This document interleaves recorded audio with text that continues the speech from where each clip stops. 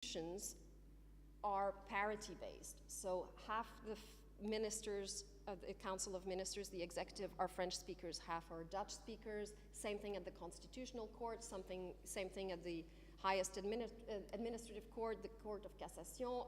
Until fairly recently in the top civil service, although this has not been entrenched and it's changing, so there's a dominance of Flemish. The same at the Consultation Committee, which is a political organ that brings together all the federal partners. Always a balance between French speakers and Dutch speakers, whether they come from units or not. For my French-speaking colleagues and friends in Belgium, this seems absolutely normal. If you look at it from a comparative angle, it's an incredible protection for the French minority. They managed to negotiate it because they were the historical dominant group. So as the state was reformed, they managed to entrench these protections, but they have a parity and a strong veto power at in a lot of major federal institutions still, despite the fact that they are no longer dominant economically or demographically or politically. There is no institutional recognition of the bi-national nature, if we accept that vision, of Canada in the institutions, or very, very limited. There's nothing comparable to an entrenched number of French-speaking ministers, although by tradition there would always be. Constitutional Court, the Supreme Court has 3 judges from Quebec out of 9, but no language provisions. There are some seats reserved for regions in the Senate, not for the provinces. It's a historical remnant of 1867. Quebec counts as a region, so there's a certain amount of recognition there. There's no minority protection in the system, whereas in the I didn't put it there, but in the Chamber of Representatives, in both houses of Parliament, on certain issues, the French minority can actually block legislative process through something called the alarm bell system.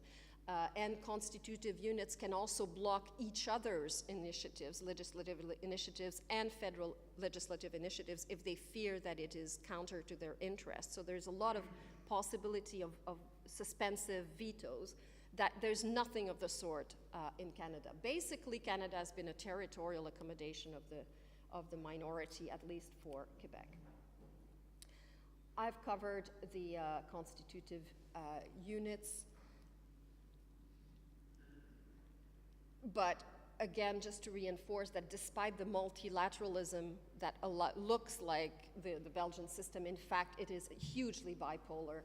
In Canada, it's far more complicated than that. Sometimes, and I would say until maybe 15 years ago, that there was a lot of bilateral relations between Quebec and, quote unquote, the rest of Canada, but a lot of shifting alliances between provinces, between the East and the West, the North sometimes. So it's not as clear-cut as it would be in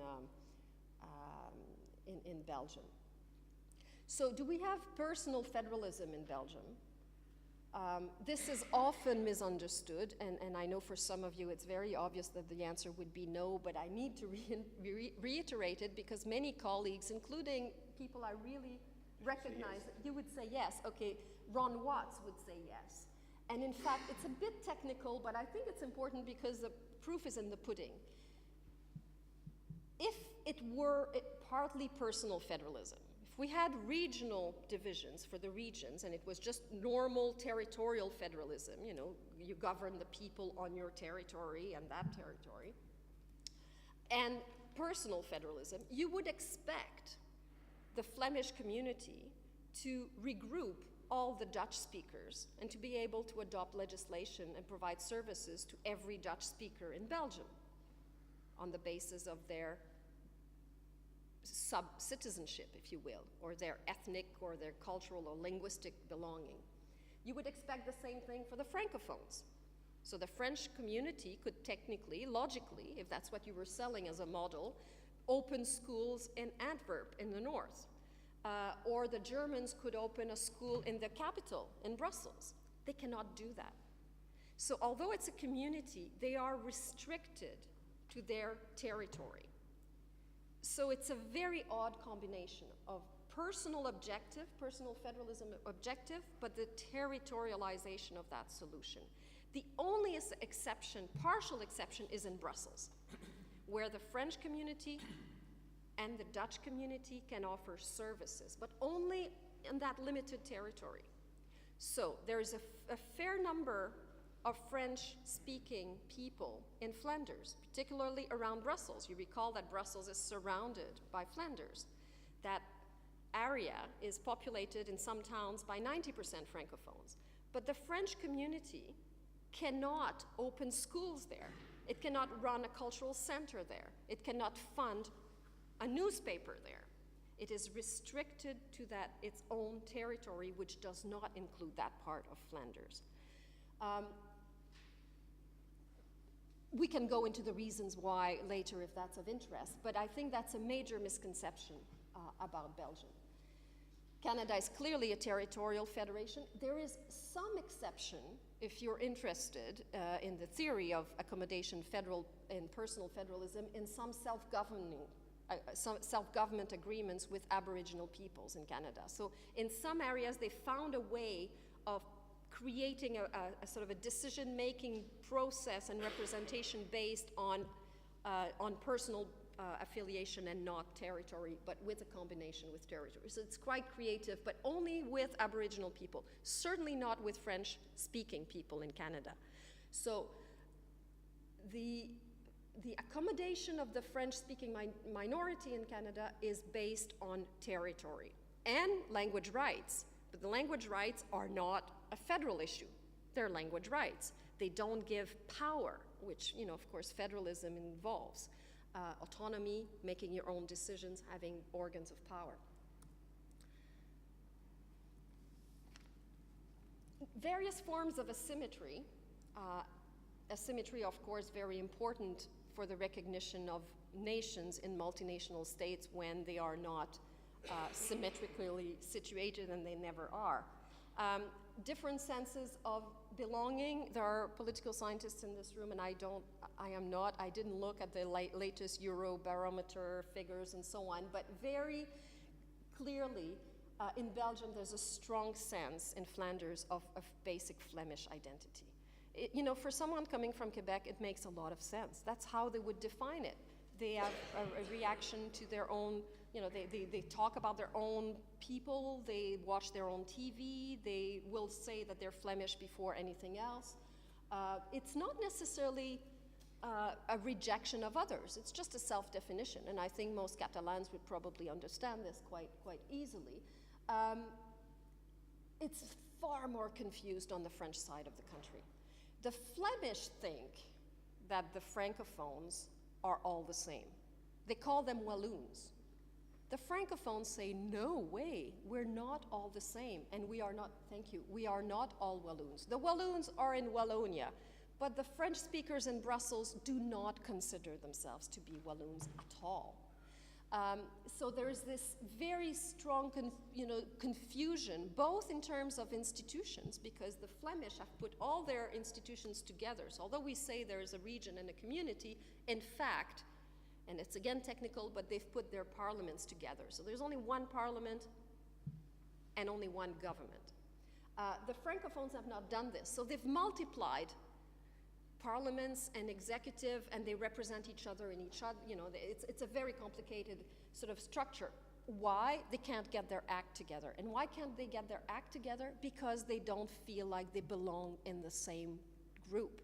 The French speakers of Brussels do not want to be dominated by the Walloons any more than they wanted to be dominated by the Flemish. There would be a small minority in that group, and decisions would not be taken in their favor. Increasingly, there's a very strong sense of regional identity in Brussels.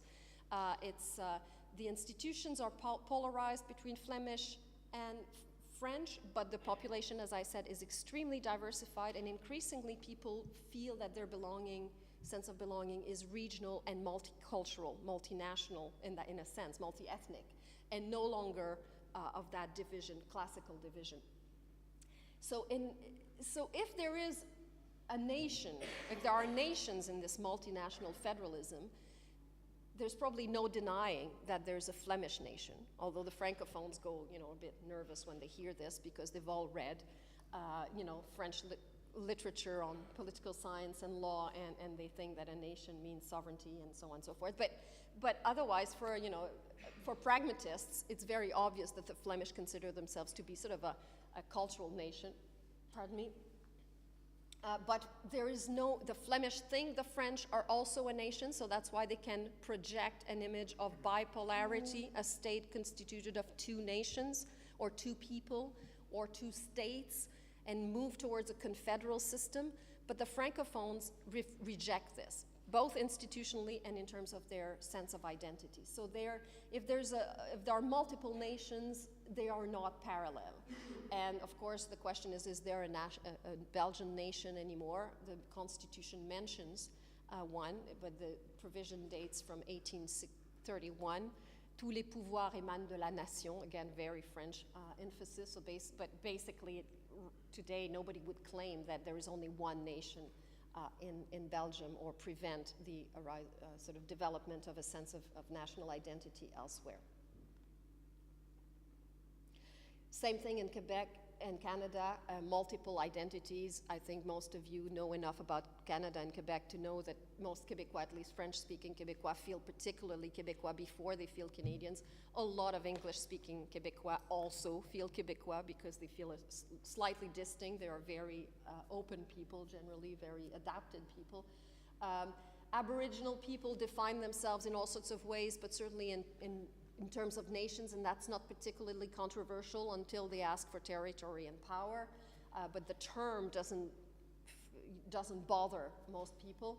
The question is, and I'll come back to this, what's happened to the French-Canadian nation? If there was a French-Canadian nation at the beginning of Canada, which was the co-author of the Federation with the English Canadians, what's happened to that nation? Because it's no longer defined that way. The French-Canadian nation has given way to the Quebec nation. And the reason for that is the federal system, in my view. Very briefly, institutional asymmetry, yes in Belgium, no in Canada. Basically, the provinces are all organized the same way. Competences, basically the same. I will not go through this. I don't have time, but I can come back. Because otherwise we won't have café. And in Spain we need café para todos, or no, but para algunos. Quiero un café. I had announced that I would conclude this presentation by talking about the Senate. I will have a two-stage conclusion. Not that the Senate is particularly important, but I think right now there are very contemporary debates in both countries about the Senate, and I think we can use them as a sort of a stepping stone to discuss what's happened to the sense of nationhood or the transformation of those federal states. The Senate in Belgium has been altered numerous times. There was a Senate from the beginning, even in the unitary state, so it was a sort of chamber of second sober and very aristocratic second thought, has been transformed through the adoption of the federal system. It is highly bipolar, as you know, and I didn't mention it, but it's obviously fundamental. Every political party in Belgium has been divided along language lines. So the Socialist Party, there's a Flemish Socialist Party and a French Socialist Party, the same thing with the Liberals, the same thing with the Social Democrats, and so on. So basically there are no parties that represent the entire population of Belgium. That, of course, reinforces the sense of national identity in Flanders and some kind of common political space for the Francophones, although it wouldn't translate into a conception of nationhood. But the Senate today is constituted of representatives and directly elected people, but always having a hat, French or Dutch. Even if you're bilingual, even if you don't want to wear one, you have to wear one, and you cannot change it later. Even if you are of Turkish origin and fluently multilingual, you still have to wear one of these hats. It's a very strict interpretation of the accommodation mechanism. In Canada, as you all know, Canada has one of these odd senates that is not meant to be the chamber for representation of the constitutive units for provincial interests. There is some regional representation, but it's actually a highly partisan institution, and it doesn't work as a chamber of regional representation. They are all nominated by the federal prime minister, and there is no direct minority protection in the Senate, by contrast, of course, with the Belgian, where, again, the French minority can veto decisions